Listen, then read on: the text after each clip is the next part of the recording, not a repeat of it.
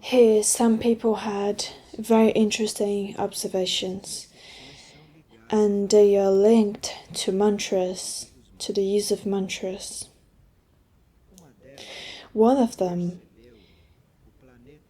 perceived planet Earth permeated by something that seemed like a dark shadow. On the other side, there was some intense light that was dissolving that shadow. And I had the impression, the person said, that light was dissolving darkness. And I realized then there was a strong current of prayer and mantras helping the dissolution of that shadow. And she ended, I perceived a strong current of prayer and mantras helping to dissolve that shadow.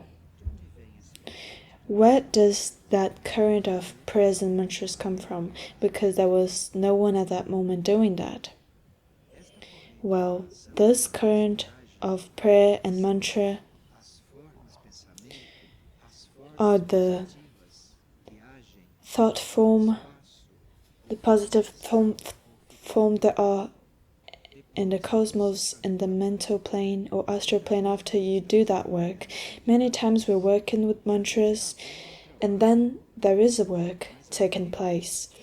But that in the subtle levels, in the etheric, astral and mental plane, that take forms. And in those planes, it can be vitalized because those planes can have contemplative beings living in those planes. Contemplative beings could be working in those planes. So our mantra, our way of mantra and prayer, our form, will find it and it will become a strong form. And it will work in those levels, regardless of you singing the mantras. You sang it when you had to sing it, or you thought about it. But this went to subtle levels and it was vitalized there, because there are contemplative beings that can be incarnated contemplating, or they can be disincarnated also contemplating. And there's field of contemplation. These positive forms are enriched, they become stronger and they can act by themselves. And not only by themselves, but these forms can be used by impulses that come from hierarchies, impulses that come from evolved beings which know all this. So the impulse of those superior beings, they impel that form, sometimes, many times, and that form will remain working. This is what this person saw. So when we're using mantras, we would have to have a broader vision of these things, so that won't be restricted to my need of working with mantras or my individual work. My individual work, my personal work, or the work of the group in this sense can be used by the superior forces, and the work will remain. Many positive nuclei like this, which are formed by the contemplatives of the world, prepare for beings of the world, because they're not many, but one here or there will form these nuclei.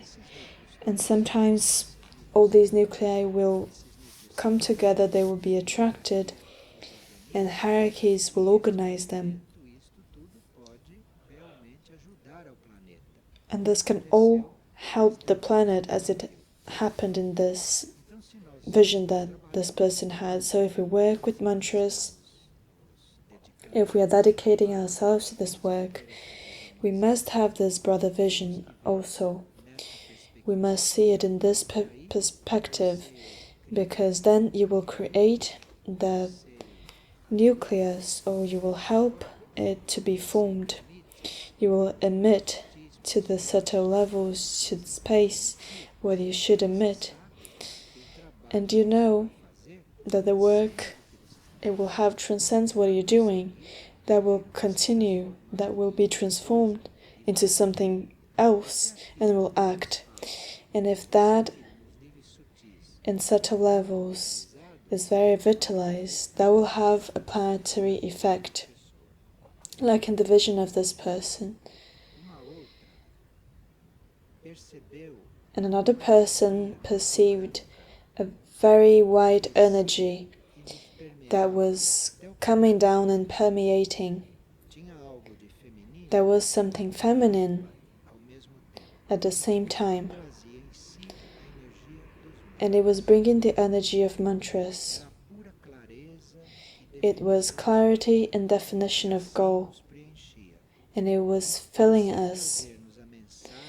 It seemed to bring us the message of a new moment, encouraging us to assume the task in a renewed and complete way. The mantra is having a different work here. The mantra here was used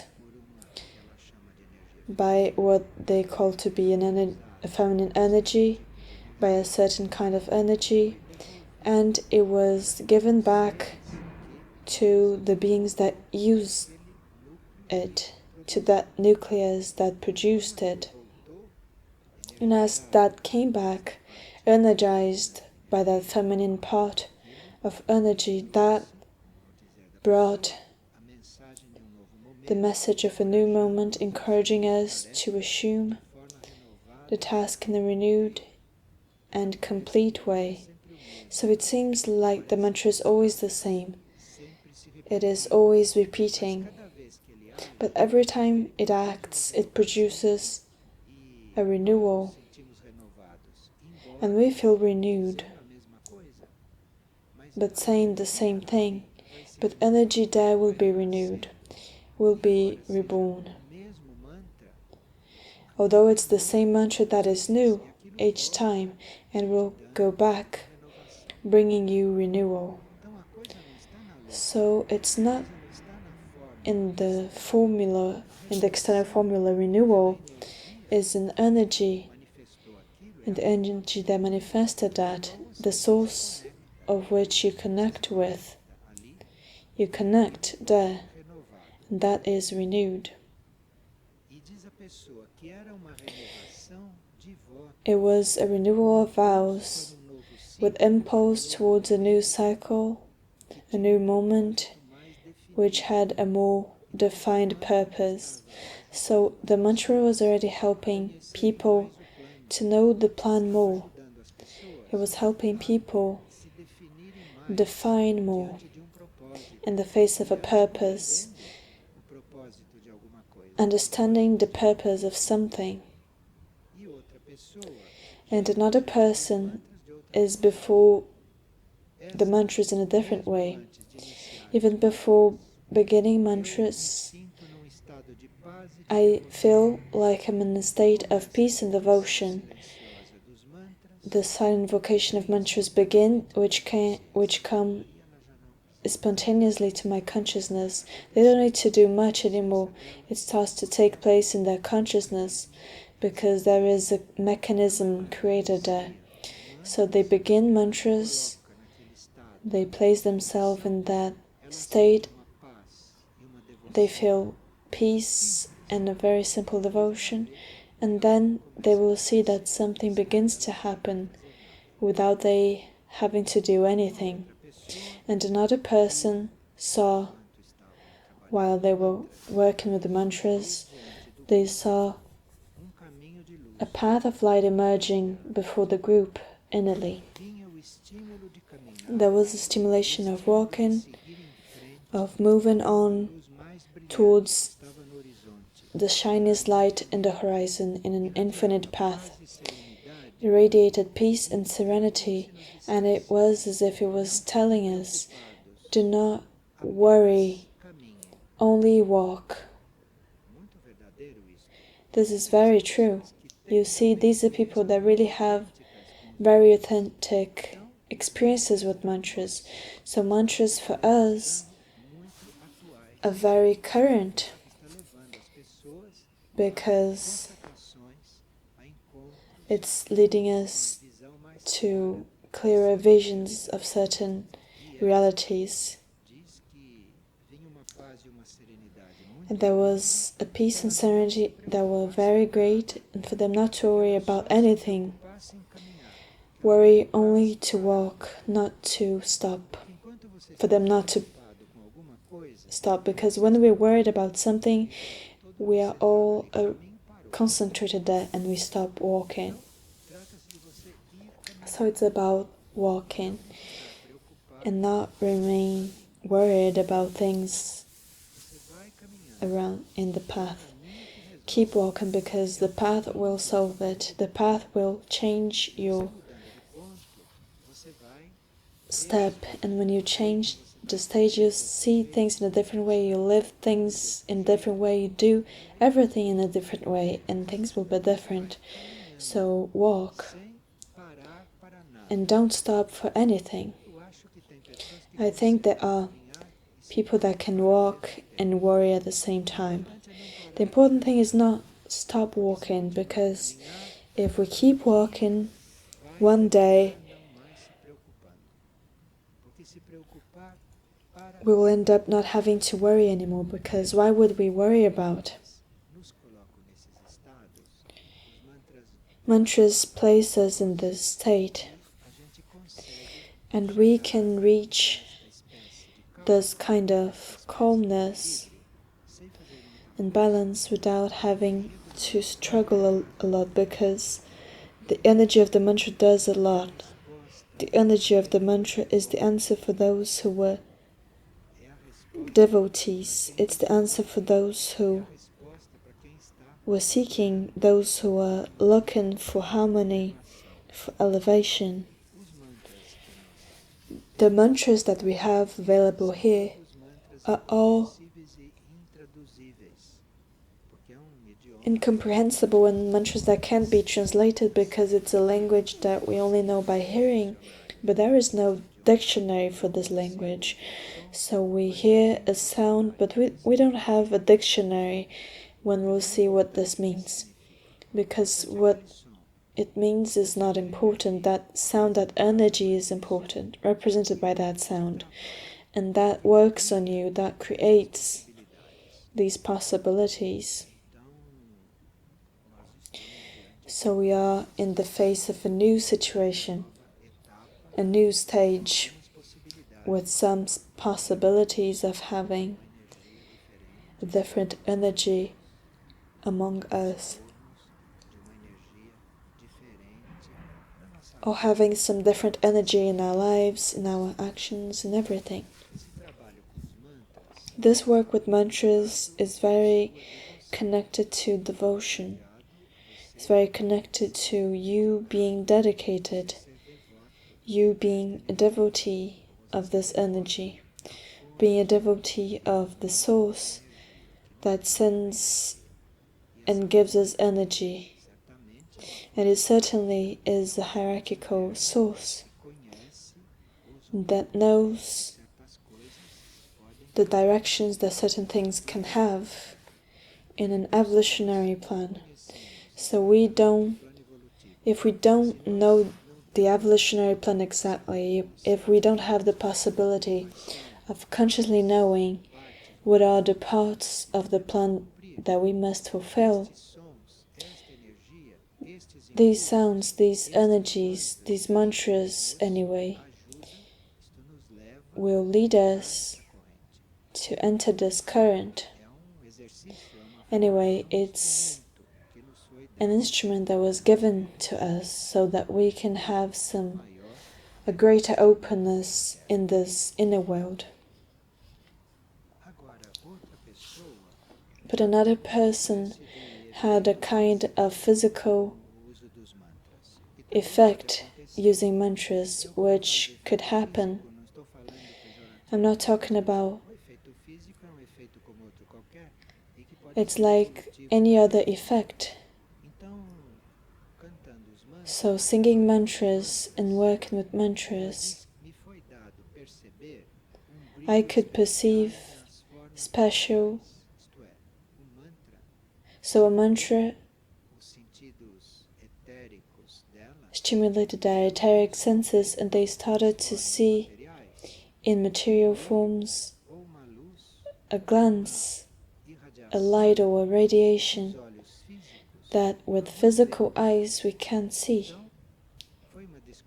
So this was a discovery that a material form is not as dense as we say. It's apparently dense, but it also radiates. It also has light, something that we do not see because our physical eyes are in the planes of physical molecules that compose that formula.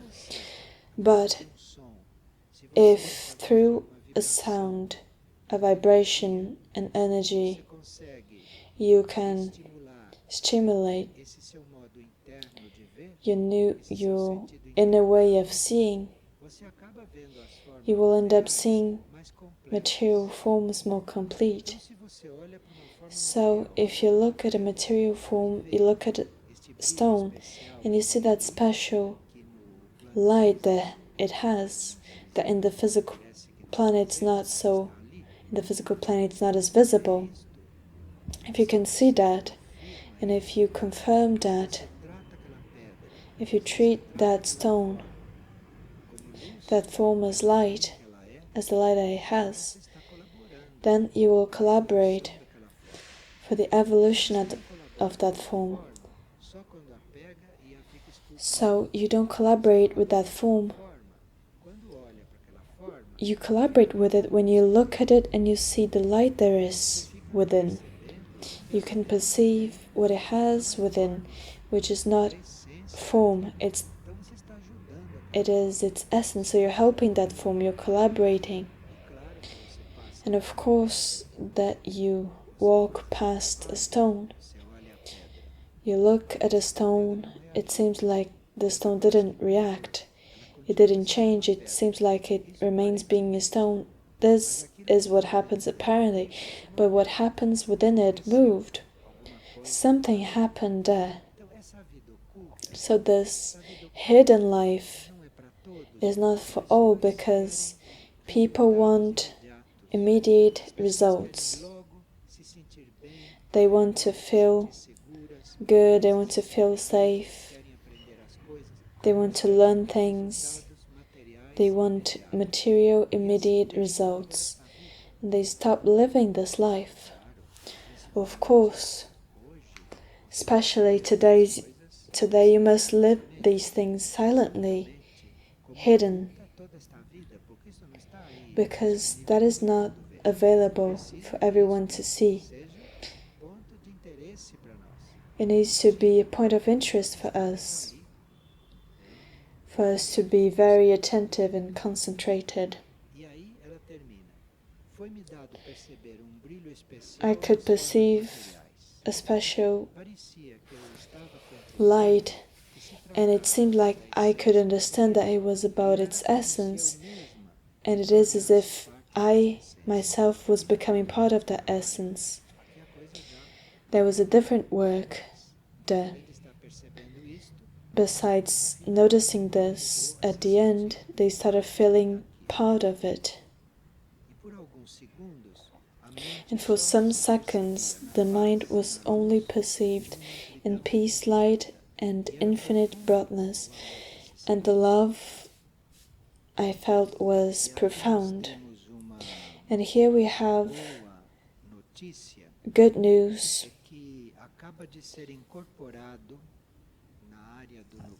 In the area of the nucleus serene, which has a forest, we have the whole forest now, because the nucleus only reached a part of the forest, and the biggest part of it, the largest part of it, belonged to neighbors. And this is very important because all of our forests were symbolic. They were not forests that allowed animal life that was more abundant. This was very interesting because while this was taking place, before the house, I could see a toucan flying very close. It was very close to the window. They usually fly very highly. Maybe they were telling me that they're coming. And you will wonder, why are they not in the forest, even if it's the neighbors? This kingdom is very sensitive. This kingdom has intuition. So if they are not welcome in a forest, they won't go there. But they can feel it from afar. They have a different sense. As the animal kingdom has a mind in development, information,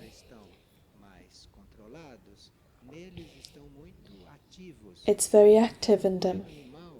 So animal kingdom, through certain senses and through the governors of its kingdom, they know whose that forest is, whose that river is. They know that somehow. So if it's a forest that welcomes them, they will know, and they will come from far towards that forest. And so that this is not like fantasy, let us talk about a concrete fact. We had a savanna tree which seemed to be sad at the end of its life. It was a tree, a very large tree, but it was not a happy, alive, radiant tree. Everyone saw that tree because it had a branch that crossed a road where we go through. And it was used as a fence. The irons were attached to the tree as a fence. It was the whole situation, and we removed it from the trees right after that land was added to Figueira's lands. And from that moment on, that tree was born again. But the tree was reborn, we can say that. And I think that 2 or 3 people that always see that tree, they communicate with it, and it answers. It has a way of responding. And some days I was asking it if it would like us to remove some dry branches that it had, if it wanted us to cut the dry branches so that it can be lighter and not carry so much weight. This was like 2 days ago that I asked it. Definitely, do you want us to trim these branches? The dry branches were all had little leaves. It already answered, and it didn't rain. Behind all this, it's not just a material work. Behind all this, there is the possibility of life for several beings or small entities which would not exist if humankind did not collaborate, if humankind did not participate, if humankind does not become a creator, if we don't become creative, if we don't become united and fraternal with life in general. Certain beings are not formed, certain entities which are not human do not come to help compose general harmony. A spiritual group, a group of people, according to feelings and thoughts that they develop, with their feelings and thoughts, they can create a being which is not human and is not visible. And that being can become part of the environment of nature. That being can emerge apparently out of nowhere. It was not in the plan. It was not in, but the thought, the posture of a group in the face of these things, now manifested, can help this take place.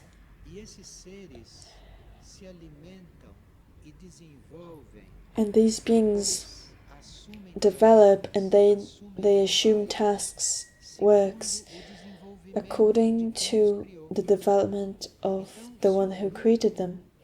So if the group go through a very positive phase, very creative, they will create these beings.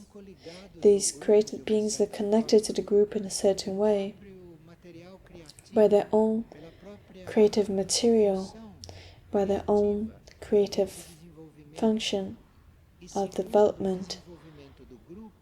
And according to the development of the group, the development of those beings will depend on it. If the group stops, those beings will also stop. There is no evolution. And of course that all this happens without us being aware of it. But what we know is that when an entity like this is created, when we create a different being, if it develops, it's like adopted by a greater entity, a more evolved entity. It's like absorbed in a different entity. So the entities which are in superior levels, the beings, I'm not talking about non-human evolution. Human evolution are like that, it's parallel.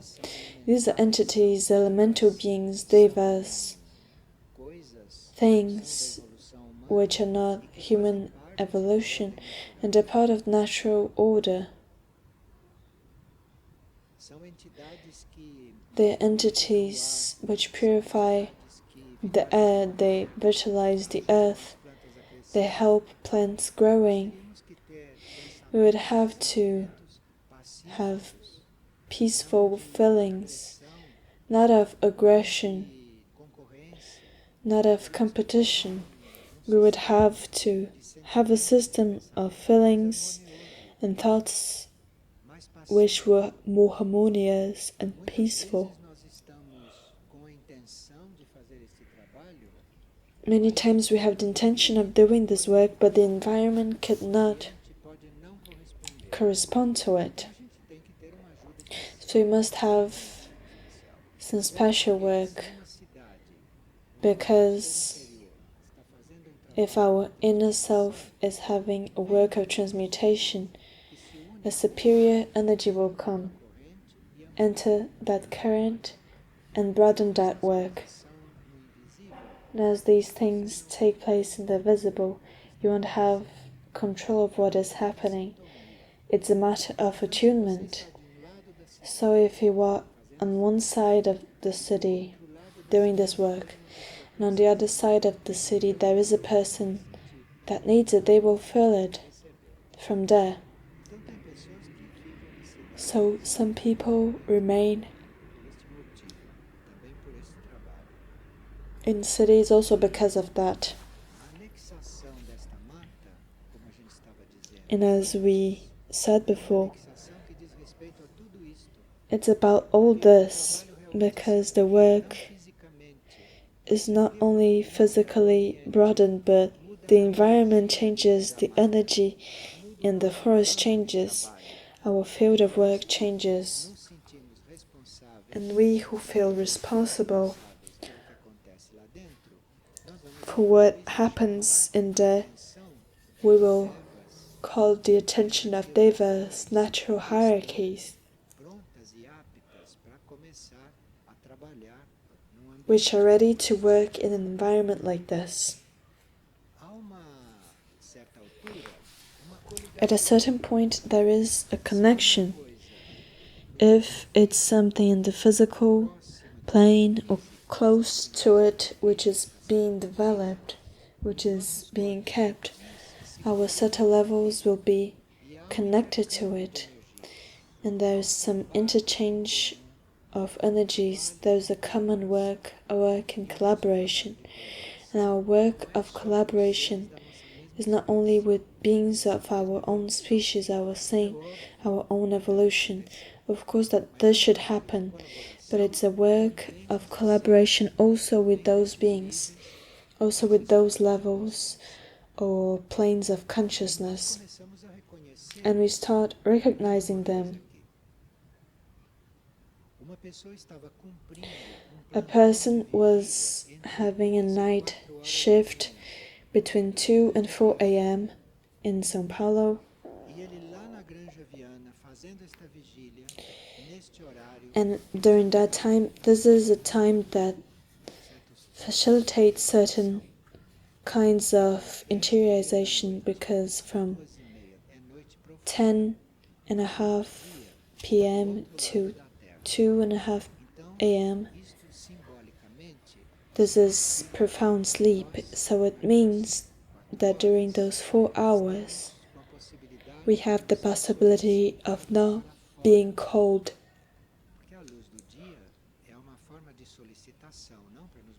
Because the light of the day is calling us to be awake. So when there is no daylight, we're not called outwards.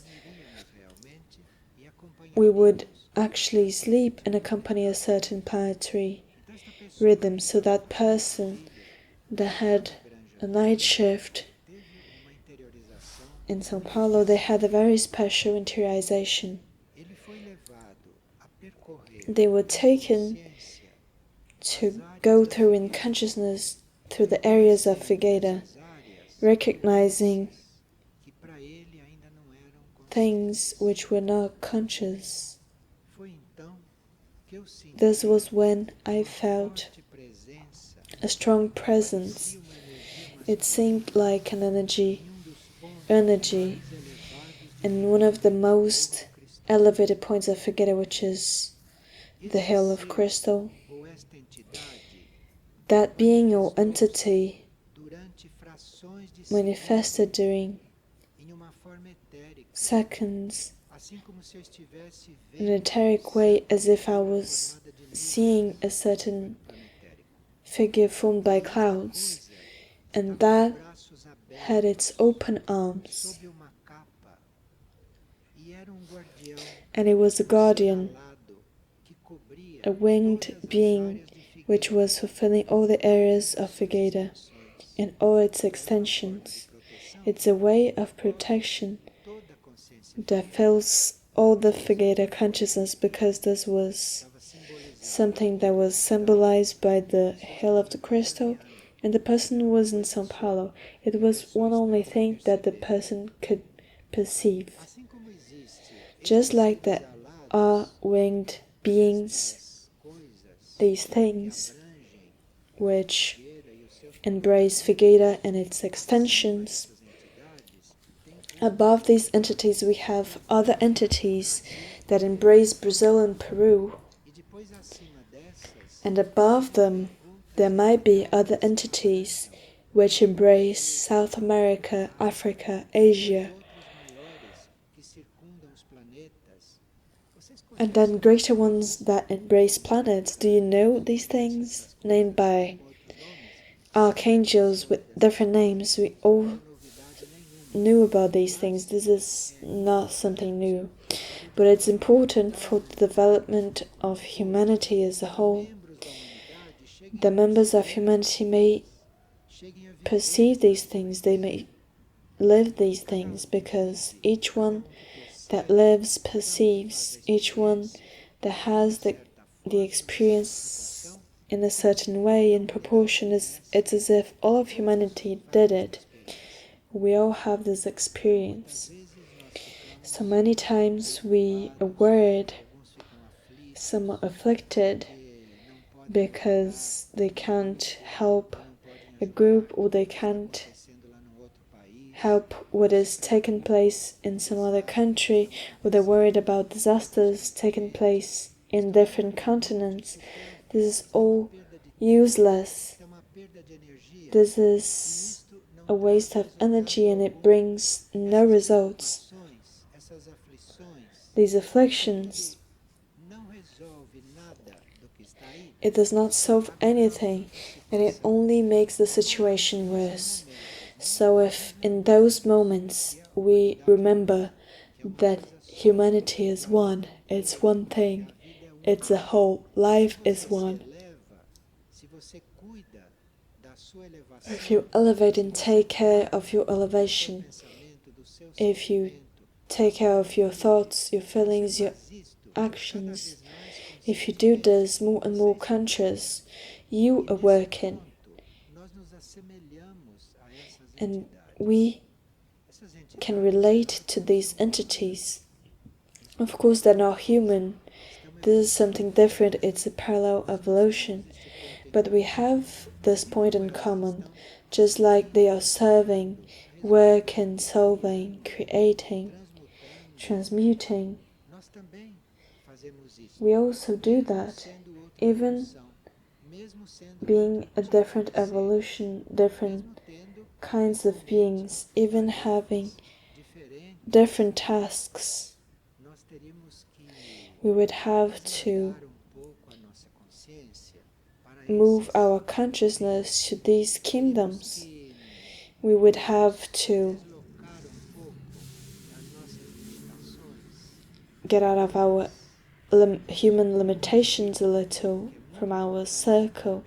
It's very important for us to be treated with consciousness, but we can't be limited to it. So let's see things which are not human.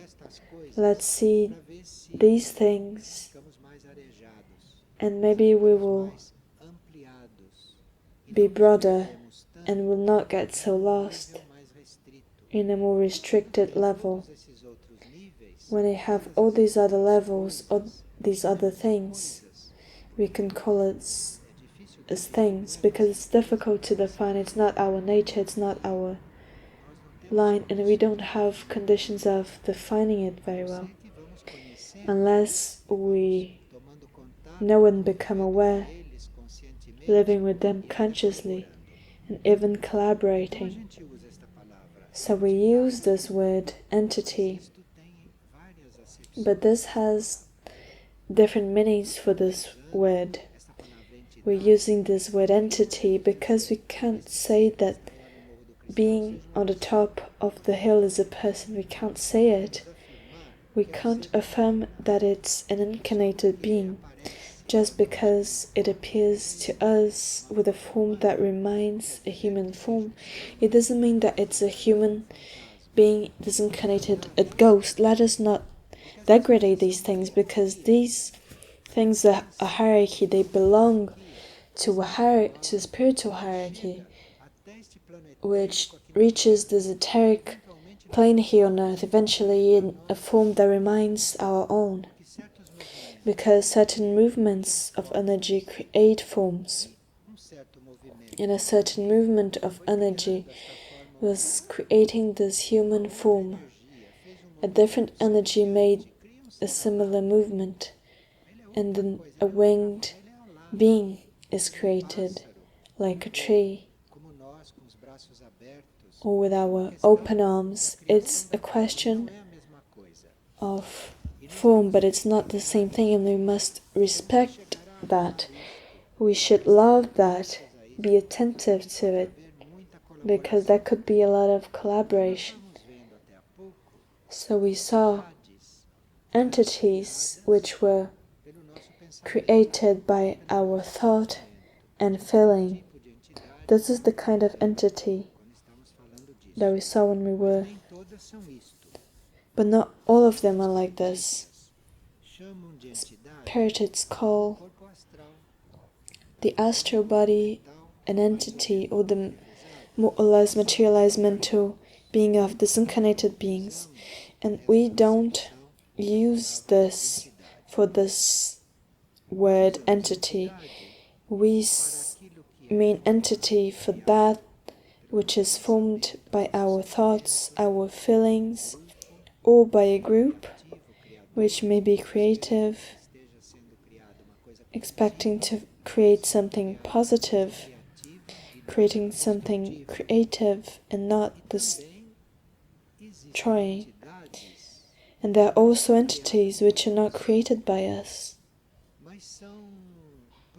but they are projections of several consciousnesses that when they're united they form a group. So it could be someone of a more evolved consciousness, some beings in the spiritual plane. These consciousnesses, at a certain point of their evolution, they can gather and not have the path of individual consciousness anymore, you see. So there are individual consciousnesses that have a line of improving, but there are other consciousnesses that unite to others, so they become nucleus, which are not individuals anymore. So this is a different kind of entity. So if at a certain point we could perceive there is an entity here, we shouldn't call that an individual. It's not a being incarnated here. It's not a guide incarnated here. If there has been an entity formed here, all of our consciousnesses, something that came from spiritual, and it formed a nucleus which is not the individual, but it's a small nucleus. When this entity is formed here, which is an intelligent nucleus, it's not any of us incarnated within there. This forms a smart nucleus, and what that entity creates is always within a higher plan. Is there an entity, Figueira? Not only there is, but that entity is so creative that everything we do, on the contrary, does not affect Figueira, you see. It's not that we only do bad things and things that are opposite. We do a lot of favorable and creative things. But among all the creative things that we do a lot of opposite things unconsciously, because we're not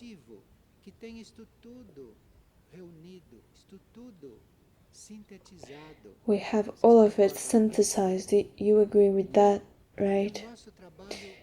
So for our positive work, our creative work, our conscious work can develop without obstacles created by ourselves or created by others, which are emitting contrary waves, so that we don't miss this work, so that things can remain in a plane. We should also be based on this entity, because this entity that is already formed, this entity has extensions in all the sectors of Figueira.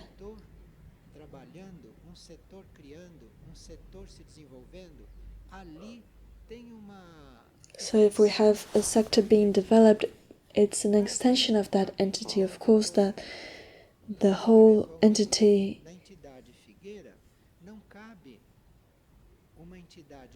in the entity of Figueira, there is no other way of another entity arriving.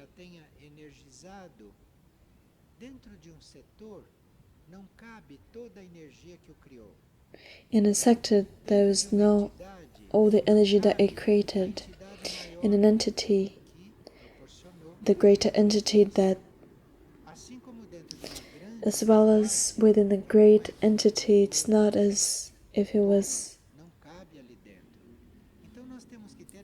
So we must have this schedule of values, not as superior things to us, because when things are really evolved, they don't judge as superior, but we must have these values for us to have a reference vision.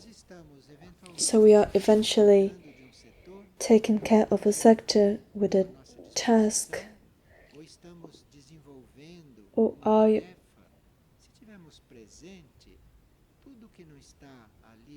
everything that is not visible, explicit there, values the work of energy a lot. It makes it be much more living.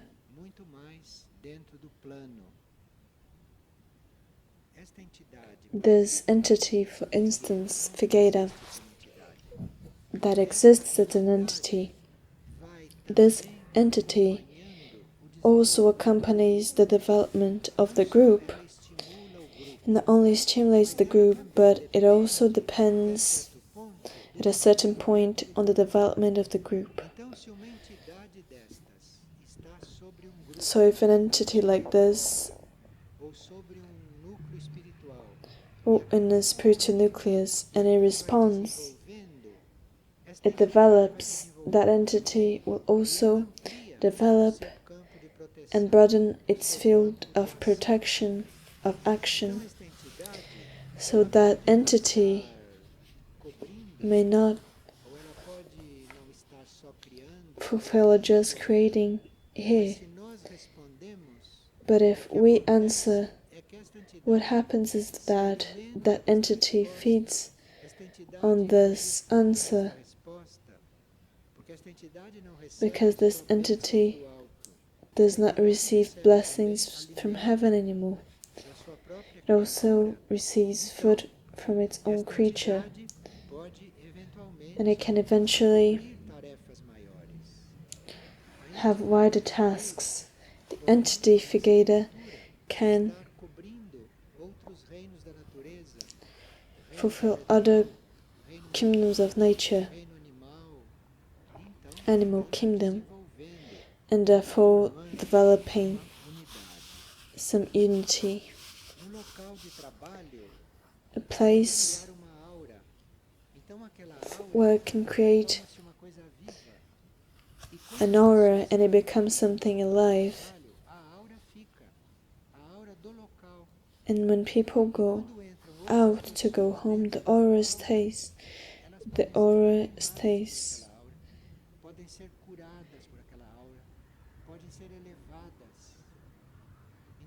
They can be elevated.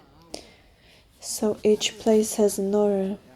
An entity can be created which can remain in that place or be widened.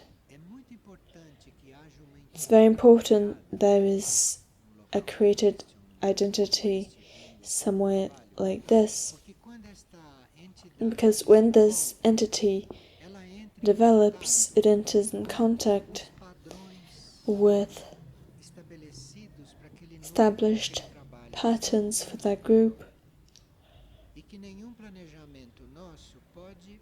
and none of our plans can reach these patterns beyond a certain point.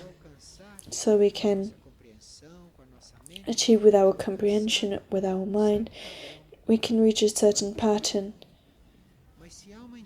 But if there is an entity created, it will go beyond.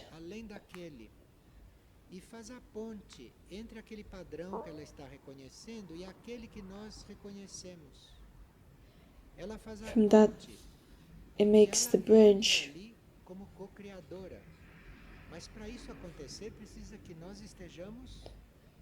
But for this to happen, it's necessary to be attuned with this.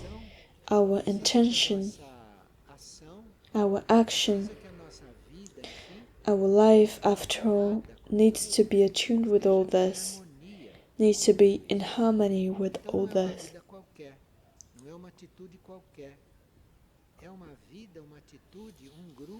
It's a group, a life, a behavior, an action that may include all these things. It's for us not to be so separated, so that we can actually collaborate, get in there and perceive these things, and therefore change the quality of our lives, change our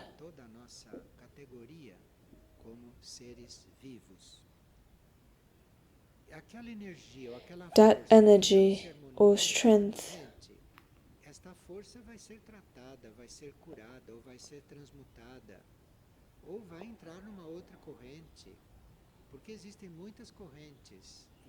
there are many currents, there's an ocean of forces circulating, and there is some plan. This is why there is a plan, harmony, workout. It's all based on attunement. What are we attuned with? This is why when there was a certain international disaster, we changed the topic, because we shouldn't be attuned with that. Attuning to that means to confirm the work of those forces. We need to choose the forces we connect with. We need to make an option. What are we connected with? Because then we'll form a path and we will work. But all know that in this planet, the forces of light and evolutionary forces will prevail. Everyone knows this innerly, even though externally this may not be how it seems. But this external situation, this does not mean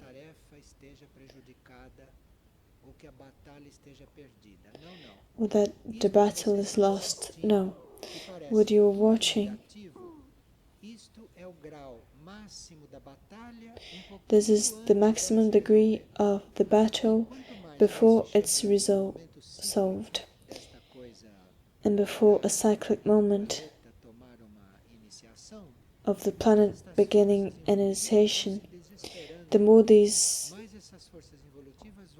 evolutionary forces will lose self-control, they'll do what you can see and much more, because the more they're not in control,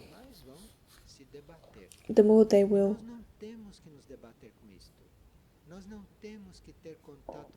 We don't need to have direct contact with this. Our alignment is the work with the heights, because this is what forms entity that goes from level to level until it reaches the very planetary entity, which is an immense thing. So this is the work. It's not looking downwards, it's looking upwards. Really be attuned with the heights, with that which is